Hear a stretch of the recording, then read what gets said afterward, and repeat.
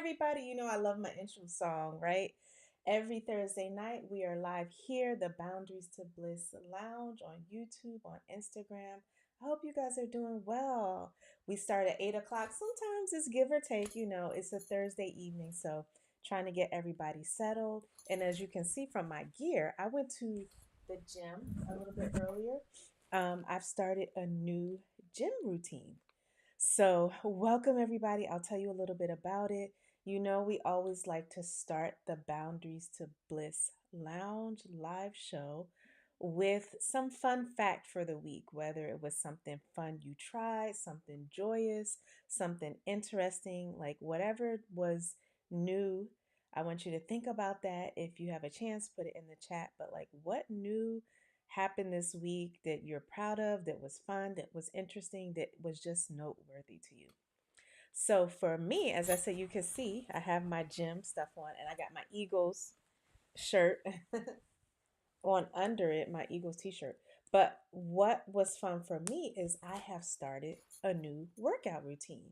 And working out is part of my regimen. It's something that I've always kind of liked to work out, but I won't say it's like, you have to push yourself to do it, right? A lot of us would rather just lay in bed or do whatever, chill out and relax. So I always have to switch it up in order to keep it interesting, and keep it, you need something different, because if you're doing the same old thing over and over, you can get tired. So I had to spice it up a little bit. So I started this new routine. When you go to the gym, let me show it to you guys. When you go to the gym, they have the workout machines, right? And even if you don't use them, a lot of them have good apps. So I downloaded the app for the workout machines at my gym. It's the, hold on, what is it called? Life Fitness. Life Fitness, you could probably see it. Those are the machines. Those are like the most common workout machines you see at any gym. So I downloaded the app, and it will give you a whole workout regimen, whether it's with those machines or with the free weights, or, any combination. You can add your own. It's just good to track everything.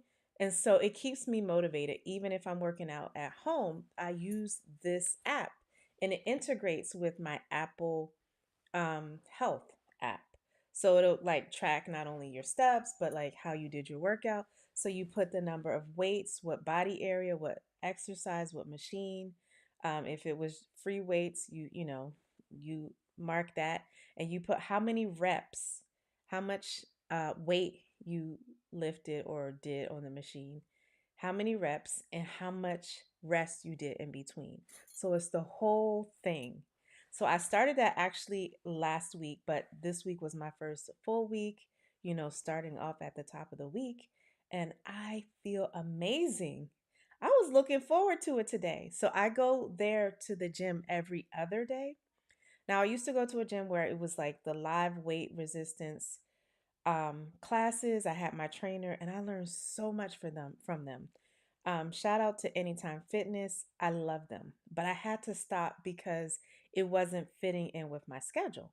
Well, now I have my own personal trainer, so to speak, with this app, with my machines, with my free weights, as well as with my workouts at home.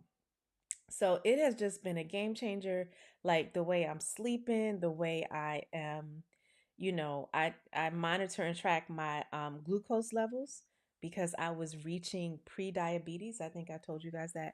So I'm just on this journey, like each and every time, seeing how I can elevate my health and well-being. My diet, like I just feel so energetic. And I think a lot of it is how I am spacing out my workouts, how I'm alternating my legs, my arms, my back, my core, how I'm documenting it, which gives me the motivation to keep doing it. So that was what was happening with me. What about you? What is something fun and interesting? What is something noteworthy? Just anything that brought you joy, that brought you amazement.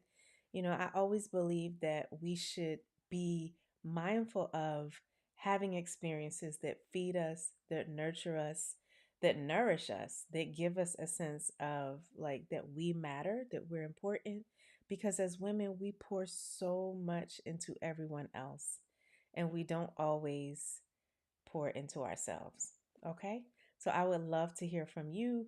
What was something that you did for yourself that brought you joy, amazement, and, anything help, joyful and happy? All right. So I wanted us to talk today about femininity rituals. Say that with me, guys. Femininity rituals, right? Let's talk about what are your rituals to enhance your femininity. Femininity rituals. And there's a creator I follow, investor creator, the Come Up series. You might know them. Shout out to the Come Up series, Mark and Jolyn. But the female member of that creator group, Jolyn, she has her segments and she talks about wealth rituals. And I love it. I love it. And it had me thinking about what are our feminine energy or femininity rituals, right? Every woman should have her own set of femininity rituals, whether it's daily, whether it's weekly, whether it's a quarterly check in, whether it's annual. Like, what are the rituals? What are the routines? But more so than a routine sounds like, but like, what are the things that you are dedicated and committed to that help enhance that particular thing in your life? And this is something we talked about in my inner circle, the Boundaries to Bliss Society, my inner circle group coaching community for women who really want to enhance their femininity, have healthy boundaries, and healthy relationships. So we started talking about what are your femininity rituals, right? When you really slow down, like slowing down should be part of every woman's ritual. We were meant to walk with intention, to be able to slow down, to give ourselves grace, to be able to check in with ourselves and know when we need to rest and stop and be still or go slower. So we talked about that. What are the ways that you need to slow down? Where are you in this season of your life? What are the ways that you need to make it a ritual to take care of yourself and honor yourself, right? Instead of running yourself into the ground. So, of course, in my group coaching community, in my inner circle, I don't just sit high and above and tell women, like, you should do this, you should do that. This comes from work that I have done and continue to do myself. So, a lot of times when I come up with things for them to do, tasks, introspection, activities they should do, they're things that I do myself as well. So I was like, okay, everybody is working on their femininity rituals. I'm going to take a week to do the same. So I created my own little retreat, my own little femininity reset retreat. Like, really looking back within, looking at what no longer serves me, what might be holding me back, right? Part of really tapping into your femininity is learning to be light and free and unburdened and unbothered by, everybody else's expectations and everybody else's needs, right? You need a place yourself as a woman where you get to look within and turn within and pour within. So, I created my own little 7-day kind of femininity reset week. And it's like 7 days of activity. So I'm going to tell you guys what I've been doing. So this is a way for me to calibrate or reset and establish my femininity rituals, right? For this season in my life, like literally this season, we are in spring now, but just more figuratively, like as far as where I am at this stage in my life, right? My kids are getting older. They're more independent. My husband and I are kind of we've been working on some things that we are have been establishing. And it's like, okay, some of those things are coming to fruition. So, what is the next set of things, right? Where am I in terms of my body and what I want for myself, for my health and my well being, right? What do I want for my friendships? Like all of these different areas, these are things you should kind of regularly be looking at as a woman, okay? So, my 7-day self reflection or reset for my femininity includes different activities. I'm on day 4 now, but day 1 was a journaling exercise, right? So the question that I had to answer and journal and really just sit with myself for at least 30 minutes in stillness, which I did. That's not hard for me to do. I enjoy being by myself, but really sitting within myself and asking myself this question to contemplate and write about. What part of me have I outgrown but still perform? Let me say that again. What part of me have I outgrown but still perform? Right? And this is for all of my high achievers out there, right? I speak about this a lot where a lot of times our achievement sometimes comes from a wounded place, a place of feeling like we need validation, we need to be proved, we need to, get that pat on the head to say, good girl. Um, and that's called performing. That's a lot of times we perform. We perform perfection, excellence, all of these things that sound good, black girl magic. But sometimes we have outgrown that performance. That performance kind of keeps us in a childlike, wounded place. And it's really important to keep coming from a place of authentic sort of connection with self, first and foremost, because then it's hard to connect authentically with somebody else if you haven't really authentically connected with and tuned into yourself, right? So for me, it was important. And I'm not going to tell y'all everything that I wrote, but it's like, what parts of me am I still performing, but they no longer serve me? I've outgrown them. And this was so impactful. I'm telling you guys. That's why journaling, that's why I have my journal that I sell, the Damsel Me Please digital journal. Is like prompts on really tapping into your femininity and your soft life, okay? Um but I really sat quietly with myself and I paid attention to where my mind wandered when it wandered from the present. And I noticed that I love to look at patterns and trends. I noticed the trend of where my mind would go, and it would often go to other people's feelings, which makes sense, right? Like that empathic person, a lot of you are in that place. You're very perceptive, you're intuitive, you're empathic to other people, but you also have a bit of people pleasing in you. So a lot of that will hurt your femininity because it takes away, it creates like a guilt of you focusing on yourself and taking care of yourself and honoring yourself. And as women, we want to beautify ourselves. Like there's so many aspects of pouring back into ourselves that often get neglected. So I sat here, I wrote a whole long thing. It was powerful. And I went and I reread it, right? Um, and it was just really important. It also helped me to forgive, to comfort and nurture, and to forgive my inner child and kind of release her so that she doesn't feel like she has to be protecting me or still like carrying those wounds right now, right? So that was a big kind of a mental shift that I needed to make for myself, is to like fully shed the parts that I'm performing that I've outgrown.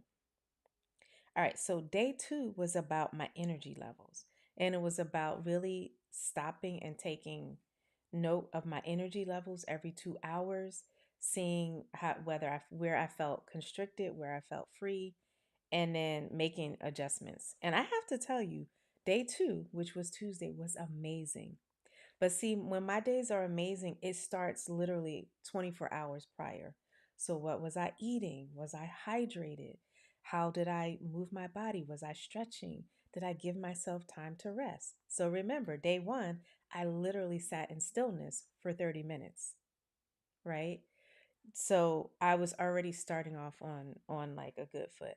I ate well the night before. What I have learned about myself is I need a lot of protein. Us women, we do, and not a lot of carbs, especially at night, simple carbs, right? If I'm going to have my rice and stuff like that, it needs to be like for lunch, and my dinner needs to be more of like a protein and vegetable. and like a nice, kind of, I'll have fruit or fruit and maybe like a little whipped cream, something like that, like my berries and stuff like that for dinner. I mean, for dessert. Okay. And I was really hydrated. I slept well. I wasn't stressed out. So day two, I was rocking like every 2 hours.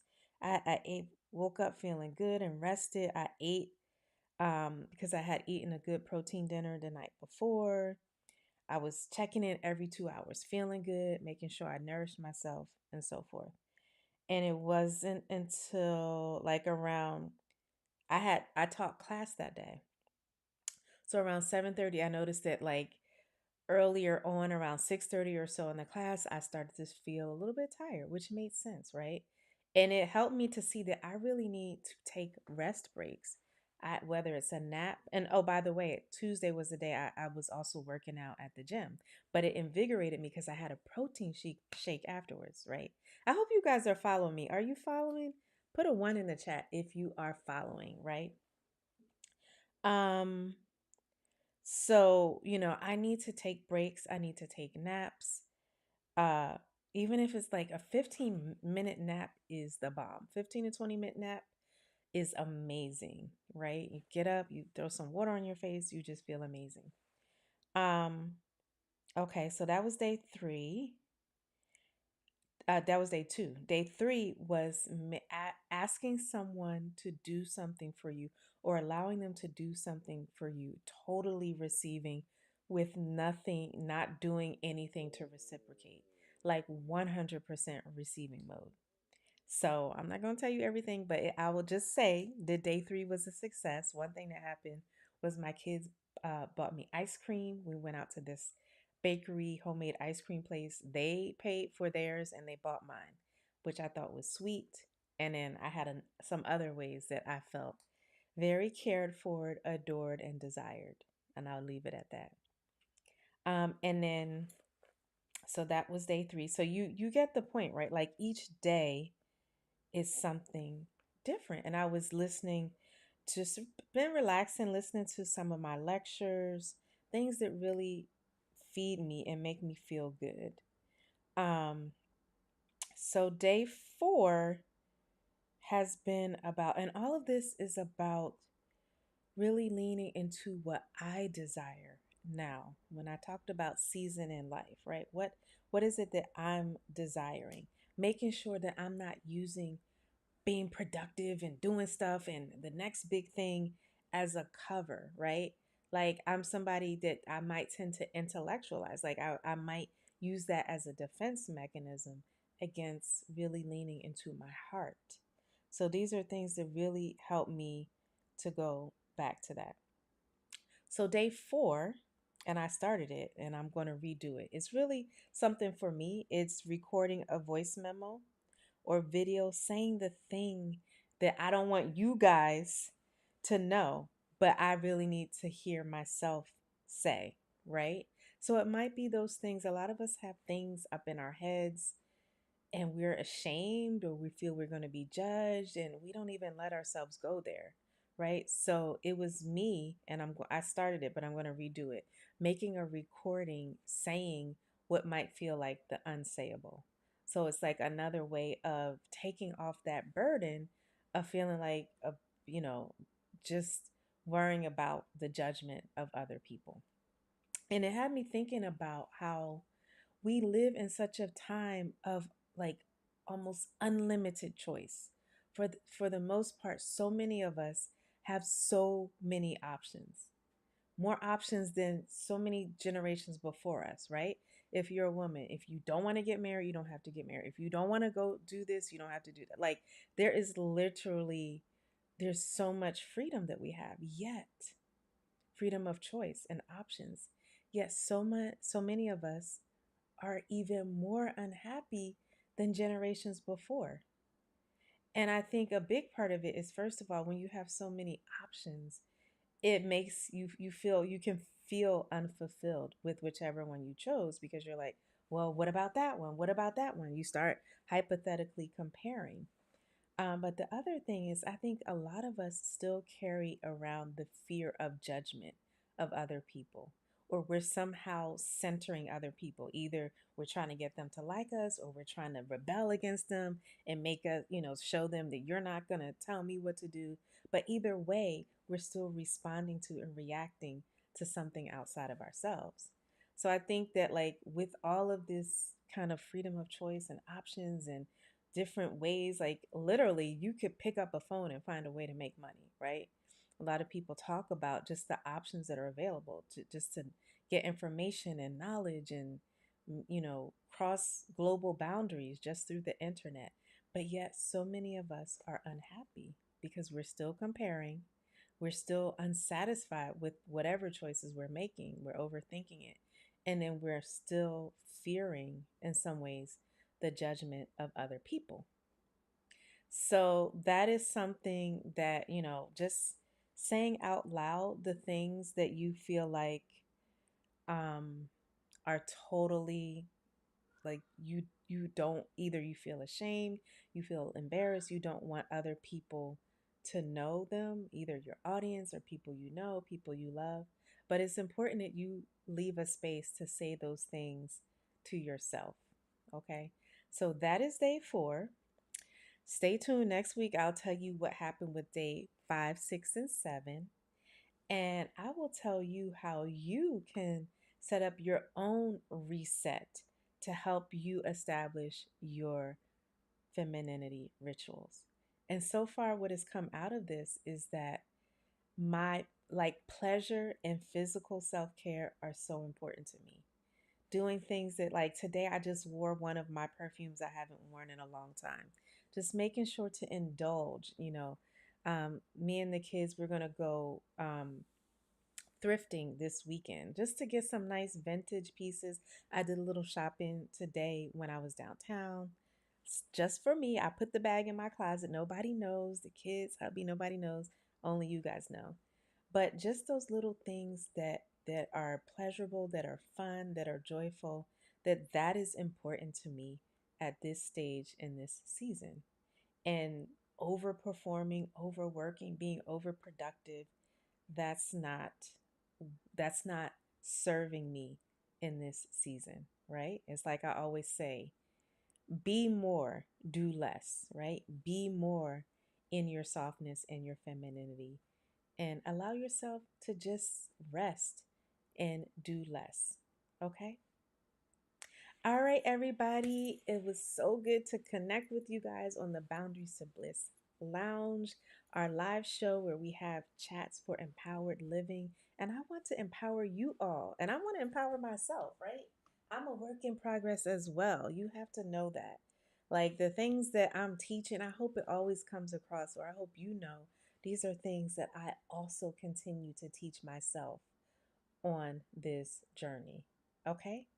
So I will see you all next week. Until then, be beautiful, be joyful, experience pleasure, and relish in your femininity. I'll see you next time.